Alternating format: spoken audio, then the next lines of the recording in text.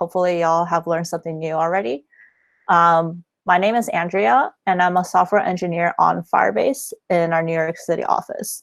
And for those of you who don't know, Firebase is actually part of Google. It's part of our Google Cloud products. So yeah. So here's our agenda for today. I'm going to briefly introduce Firebase by letting you know what it can do at a high level. And then we'll chat about how and which Firebase products might be helpful for your app during the hackathon. We'll also step through an example app to show you how these products can be used together. And so we ask, what is Firebase? Firebase is Google's app development platform.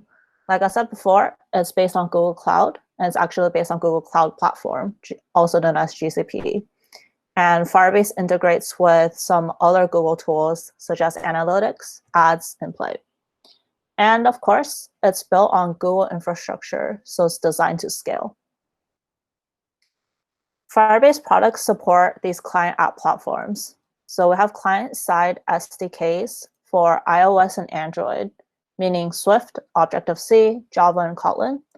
We also have client SDKs for web, so JavaScript, as well as Flutter, and game developer languages such as C++ and Unity.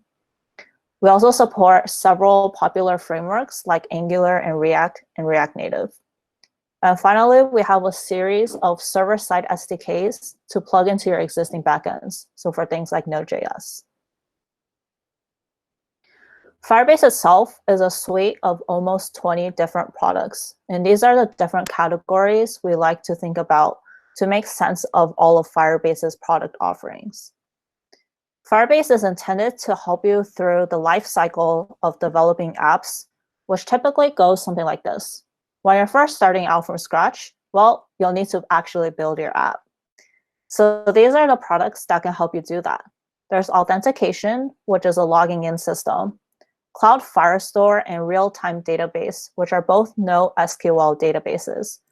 Cloud storage to help you store big blobs of data like photos, videos, and audio content, and hosting, which helps you put your website onto the internet. So after you build your app and it's deployed, you can monitor how it's doing in terms of performance by using Crashlytics and performance monitoring.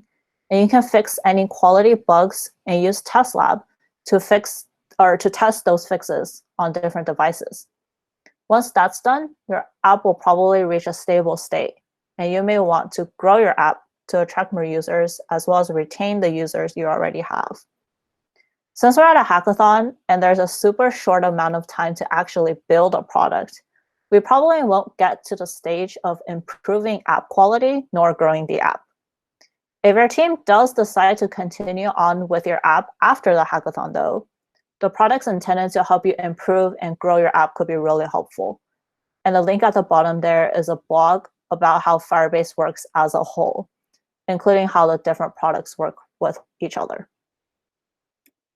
So before I move on, are there any questions? You can feel free to unmute and ask, or you can throw it into the chat.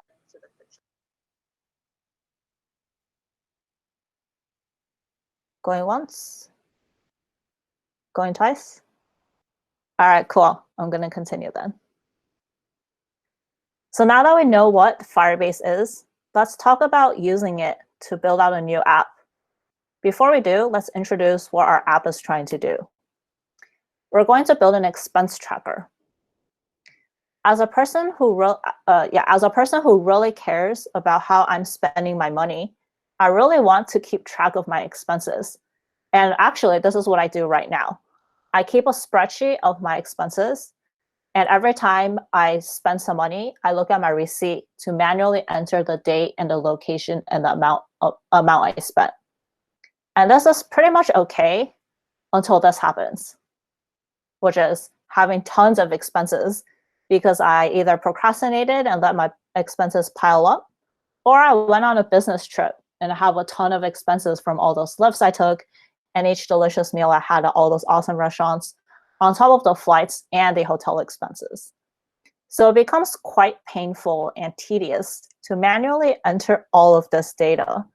In large quantities, it's just really not that great of an experience to have to manually input the date, the amount, and the location for all of these receipts. Since we're now at a hackathon, why not make an app to make this all better?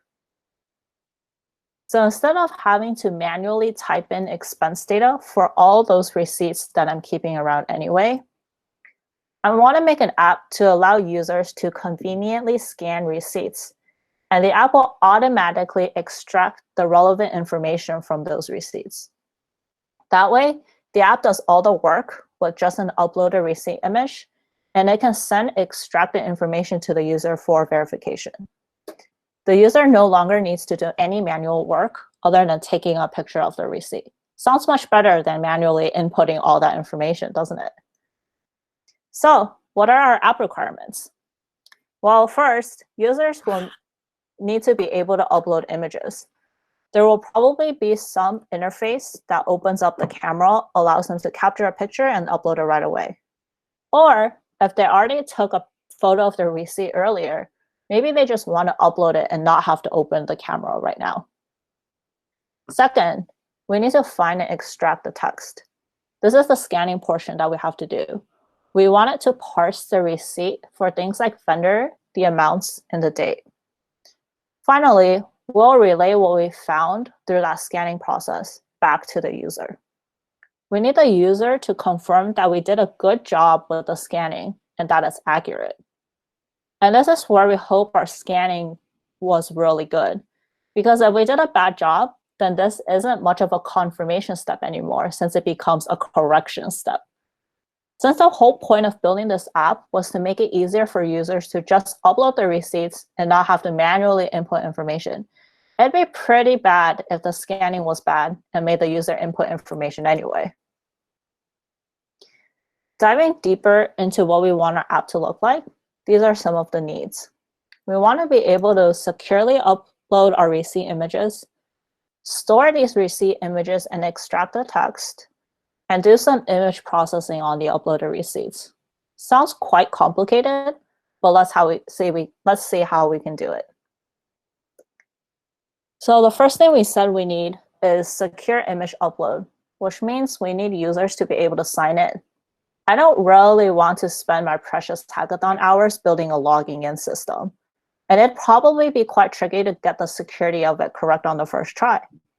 Also, as a user of many apps myself, I know that I don't really enjoy creating a new account for every single app that I use. It gets super repetitive to set up an account with my first name, my last name, my email, my birthday, the name of the street I grew up on, and all that stuff. Then I have to remember my password, which I probably won't be able to do since, well, we're supposedly using different passwords for all the millions of accounts that we have. It'd be really nice to not need to create a new account just to use this app. Well, we have Firebase Authentication. Auth provides identity as a service, meaning it lets you know who your user is. It also provides a rule system that lets you grant or deny access to resources in other Firebase products like Firestore and storage. Auth also is ready to use out of the box, and it gives some advanced functionalities like email verification and account linking. Regarding a concern about not wanting to create a new account, Firebase Auth works with many third-party identity providers, including Google, Facebook, Twitter, GitHub, and more. Once users sign in with one of these services, we assign that user a record within Firebase's system. This includes a unique user ID and a signed web token, so you can get a consistent representation of your users, and one that you can use against both Firebase's services as well as your own custom servers, no matter which way your user wants to sign in. So let's take a look at the code we will need if we wanted to allow our users to sign in with Google. Assuming we already created a Firebase project and injected the correct Firebase dependencies, we can handle authentication with very few lines of code. Also, don't worry about copying any of this code down. It's all in the Firebase documentation, as is all the code being used in my presentation today. I'll also send out a PDF version of my entire talk later, so that you can go through these slides if you want to go through them again. So first, we need to create an instance of the Google Provider object, which says we want to use Google to sign in. If you wanted to use Facebook, Twitter, GitHub, and so on, you would use those respective providers here. Next, let's actually make the user authenticate.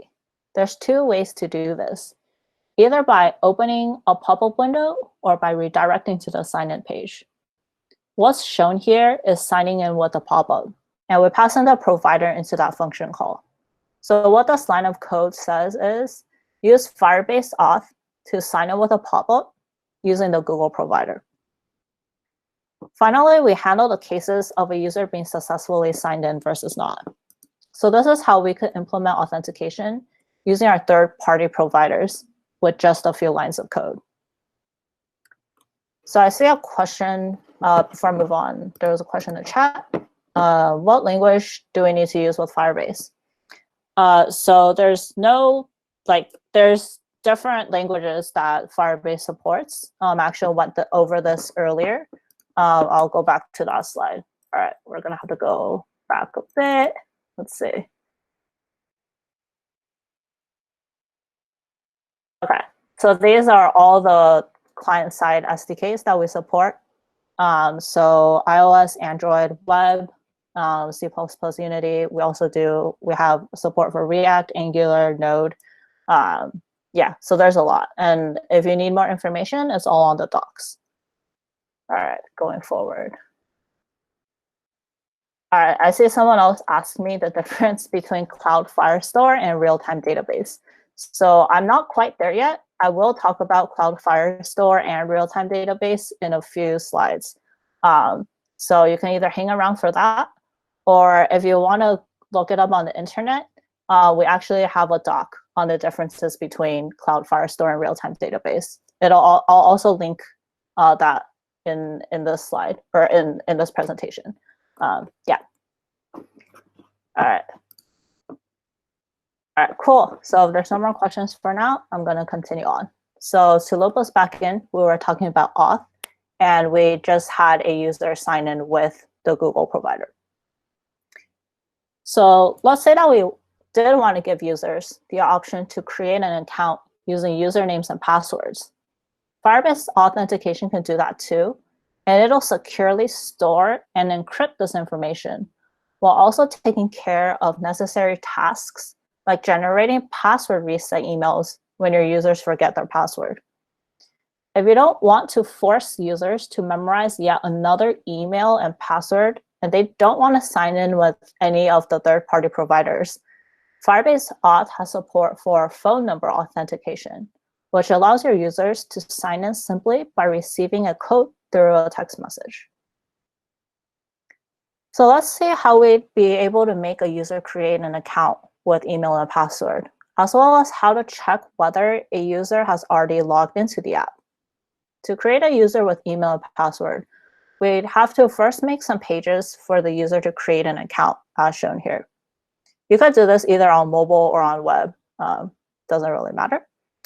Assuming the users fill in both username and password, we can then use Firebase Authentication code to create an account. So calling the create user with email and password function while passing in the typed in email and password from the screens before will result in either a successful creation of the account or it'll fail. If it fails, we can handle the errors here. If it succeeds, we'll be able to see the user's new account in the Firebase console. Let me show you what that looks like.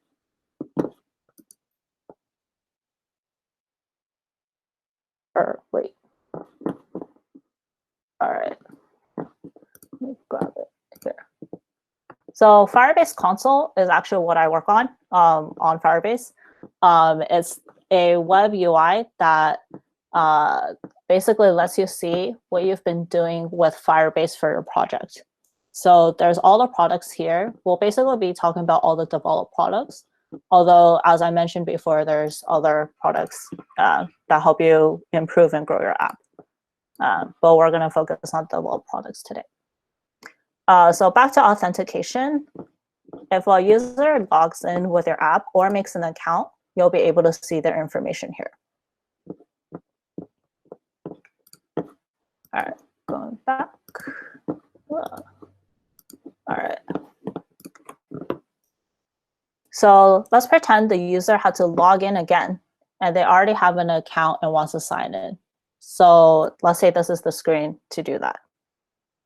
Upon pushing that submit button, we'll call the sign in with email and account function and pass in the email and password from the screen before. And this will result in either a successful sign in or it'll fail. If it fails, let's handle the errors here. Now, let's talk about the succeeding case in code for both creating a brand new account and signing in. To get the currently signed in user, we'll have this observer on the auth object. Anytime the authentication state changes, this function is going to get triggered. And if there's a user, then the user is signed in. Otherwise, no user is signed in.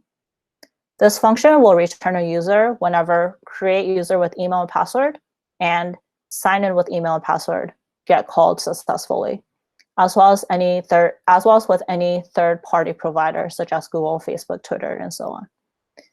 You can get various information about the user as such, as shown here. So now that we've seen how to write a few lines of code to sign in, create an account, and check if a user is already logged in, this sounds much easier than trying to write your own authentication system, doesn't it? Here's one last tidbit. Even though the code is not much already, thanks to Firebase Auth for all these steps, it's still quite a bit of work to actually make these sign-in screens. Sign-in screens with multiple third-party sign-in buttons, or a create new user screen, or screens to reset and change passwords. And if that's not where you want to spend your development time, you can use the Firebase Ui Library, which handles all of these cases for you. It's an open source library, so you can customize it as you'd like to fit the look and feel of your app. So now that we've allowed users to sign in through some of these third-party identity providers or through creating an account, and we know whether they've signed in or not, we shall move on to our next step, which will be uploading receipts. Let's say we have a screen to allow the user to upload the receipt, either by taking a photo of it or by choosing a file that already exists. Once they do that and upload it, we should store these somewhere. What do we need from our storage solution? Well, we'd like it to be fast for uploading and viewing receipts from anywhere. We would want it to work well even with spotty internet connections. We might need to store a lot of receipts, and we don't have a bunch of people to keep an eye on usage and adjust our storage capacity. And lastly, we might have to consider working with a variety of image types. So cloud storage was built with a lot of these concerns in mind. It lets you store many image types, and on top of that, it lets you store and serve user-generated content like audio and video. It's generally used for storing big blobs of data that you don't need to change too often. In order to store a lot of receipts, the amount of storage will scale automatically, meaning that storage space will increase as you have more content, and it will decrease as you delete content. You won't need someone sitting there manually managing the amount of space your app is taking up in storage. And to be fast from anywhere, cloud storage has a global edge cache, which means that if I just pulled up a receipt to look at it, storage will store that in a nearby cache. So if I want to see the same receipt again 5 minutes later, I'll be able to get that receipt image quite quickly. Sometimes, like I was saying before, internet connection's not so great. We wouldn't want my receipt to be half uploaded and then dropped because my internet was spotty. Luckily, storage takes care of this and handles retrying and resuming my uploads and syncs whenever my phone gets back its internet. After my receipt is uploaded, it can be shared with other users instantly. So this means that if my parents want to look at my receipts for whatever reason, they can look at it right after I upload it. But I don't want to just let anyone be able to see my receipts. Just like an auth, there are security rules I can set to protect it. The rules say who is allowed to read and write certain files in cloud storage. Now let's look at some code to upload files. So first, we need to grab our storage bucket. We then want to create a reference, which is a pointer to a file. You can also create child references and use parent and root to navigate references. Once we have our reference, we can create a file from JavaScript file and blob APIs, bytes, strings, base64 formatted strings, base64 URLs, and data URL strings. With this file, we call the put method with it, and the file gets uploaded. In our case with expense tracker, we'd get the file selected by the user using the JavaScript file API and upload it according to storage using this code. So I'll also quickly show you what storage looks like in Firebase Console. There's not too much to show, but basically if you were to upload a file into storage, it would just show up here with some information, including image type, date, how big the image is, and the name for your image. All right, moving on.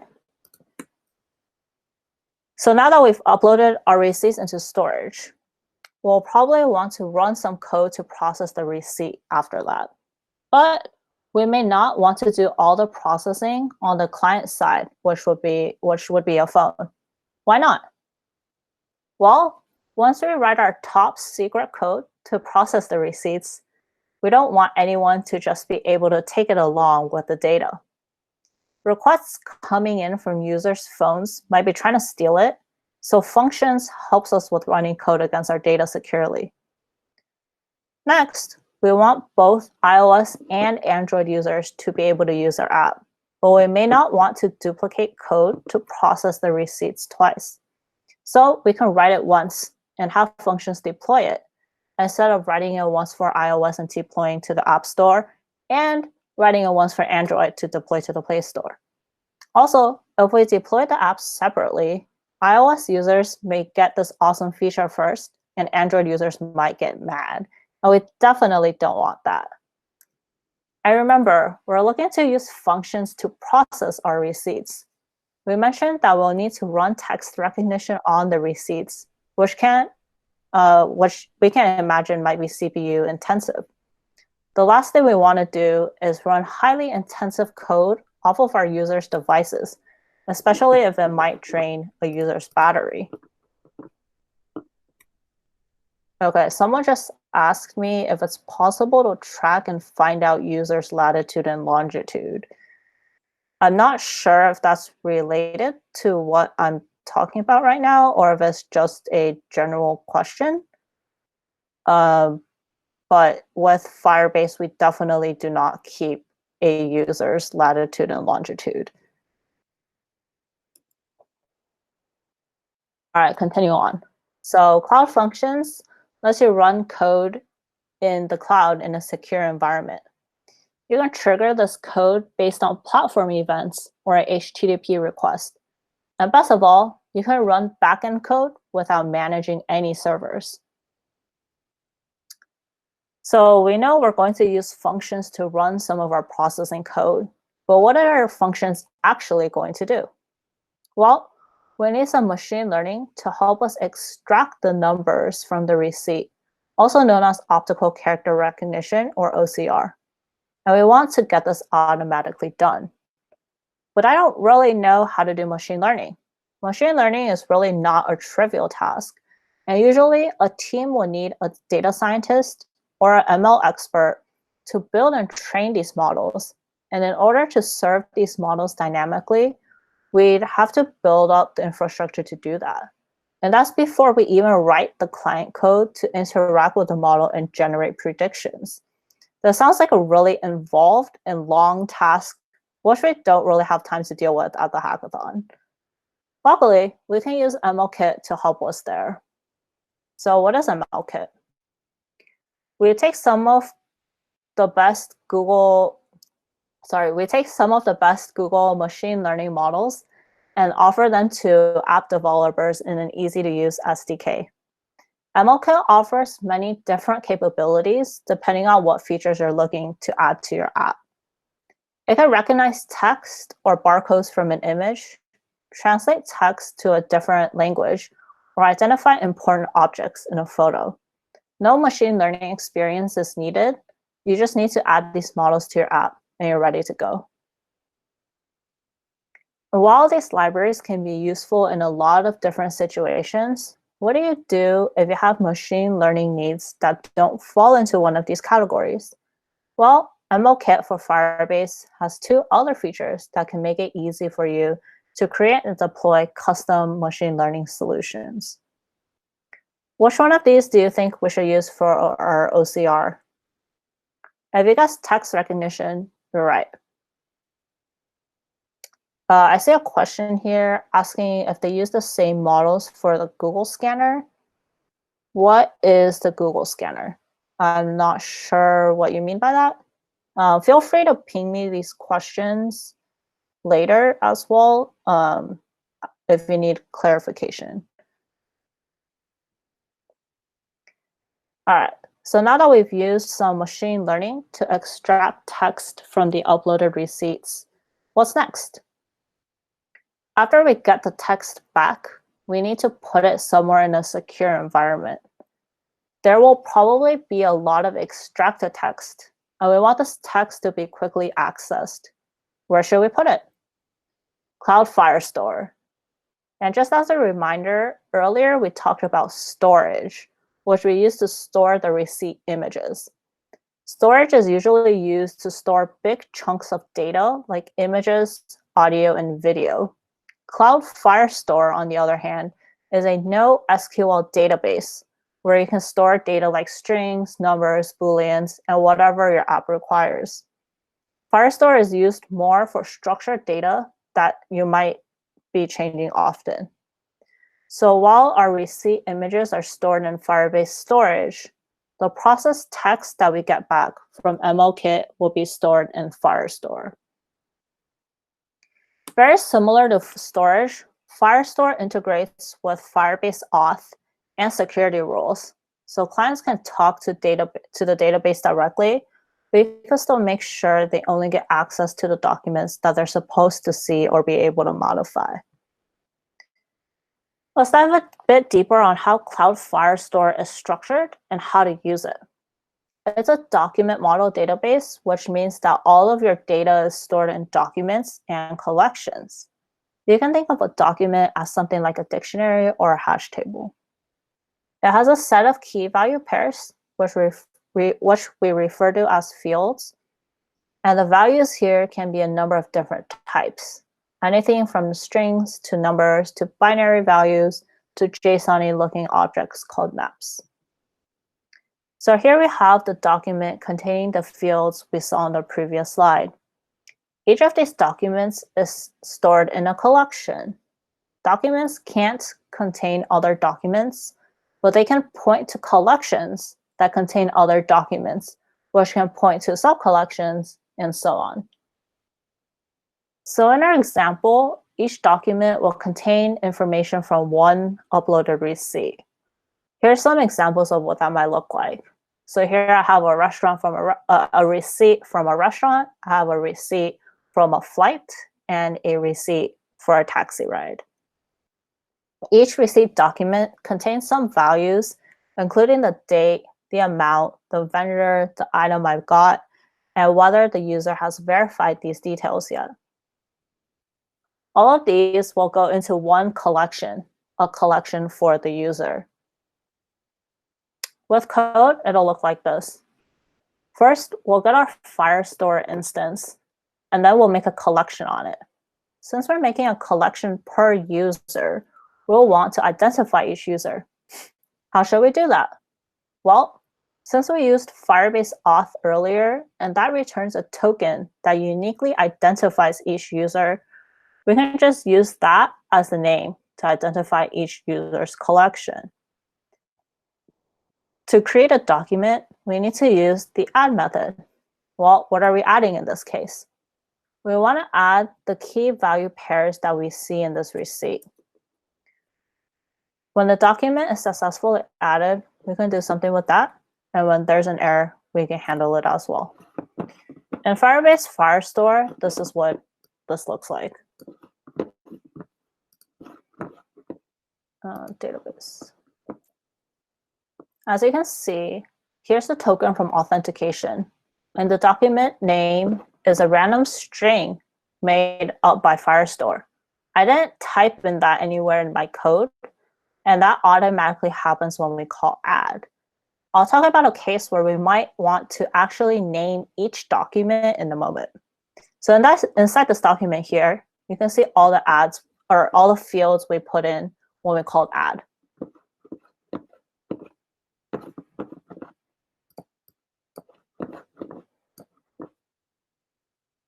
Now that we've added the extracted text for our expense tracking app into our database, how do we get that data out of the database in order to send to the user to ask them to verify the amount?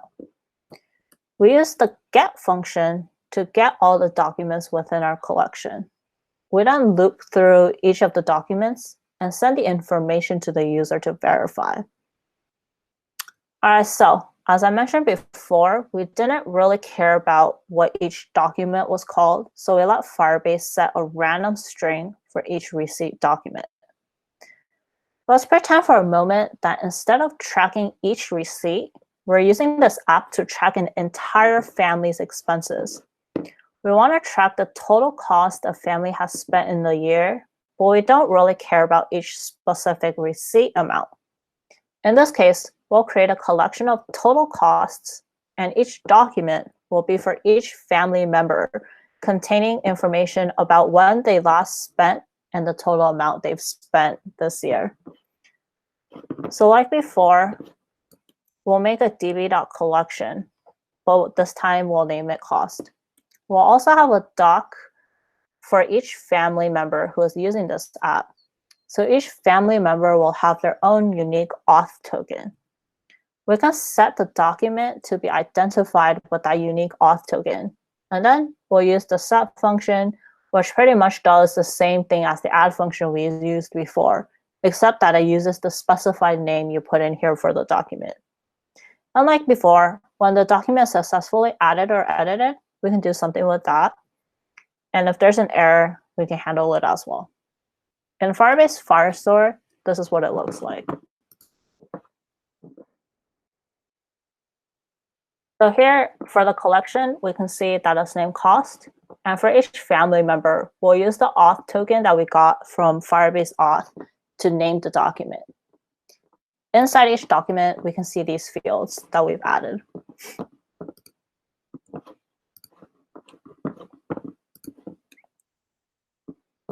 And again, let's see how to get that amount out of the database.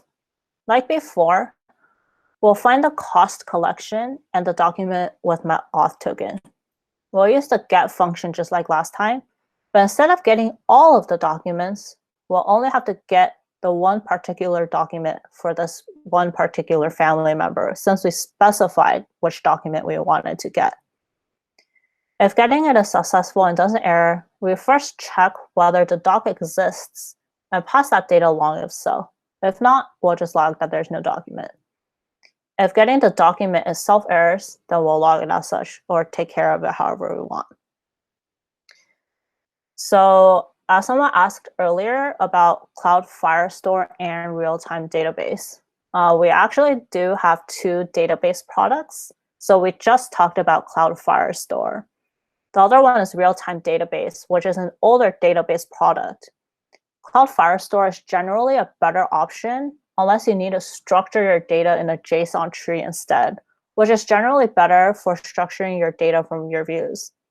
The link here also describes more differences between the two, but if you're not sure, go with Cloud Firestore. Newer is usually better, right? So Cloud Firestore is pretty good. So now that we've extracted text by deploying functions that runs our text recognition in MLKit and finally stores in Firestore, what comes next? We want to notify our users that we have their values, and we'll ask them to confirm. How do we do that? Let's send a push notification by using Firebase messaging to tell users to confirm their receipt amounts. Firebase Cloud Messaging is pretty powerful and is really scalable, and it could deliver hundreds of billions of messages per day, with most of them being delivered in less than 200 milliseconds. Our users trying to upload receipts probably all use different types of phones. Thankfully, we don't have to invent our own notification system for each phone, because cloud messaging can deliver notifications to anyone using Android, iOS, and the web. Cloud messaging doesn't need us to track what kind of devices our users are using, but we also don't need to set up different service calls to different devices. Firebase will automatically do that for us. Lastly, we're not only limited to using this to remind users to confirm their receipt amounts. We can also announce new features we're launching. For other apps that isn't expense tracker, we can notify users for things like letting them know that their last message was responded to. We can send out discount offers or reminders about events. So now we have notified our user to confirm their receipt amount. We'll store this response back into Firestore. And now that we've built our app, it's just sitting on our laptop or perhaps on GitHub. If we built this using mobile, so Android or iOS, which is the most likely chosen platform for this particular app, we'd eventually figure out how to put it on the Play Store or App Store. If we built this on the web, we can use Firebase Hosting to help us get it off our laptop and actually deploy it onto a website for people to use. So let's talk a bit about Firebase Hosting. First and foremost, it's a really easy way to host your web apps. All you have to do is install the Firebase command line tool and write a single command, Firebase deploy.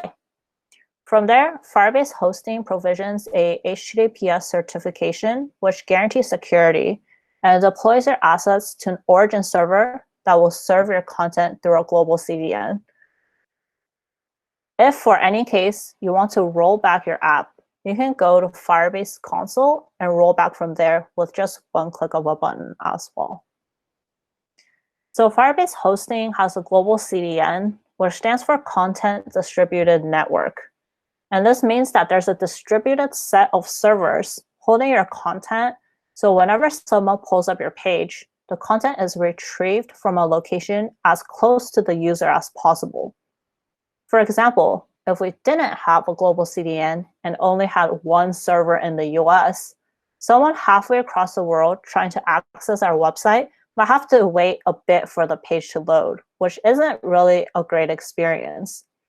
With a global CDN, we have another server closer to the user, so accessing our website will be faster because the place to get the content from is physically closer.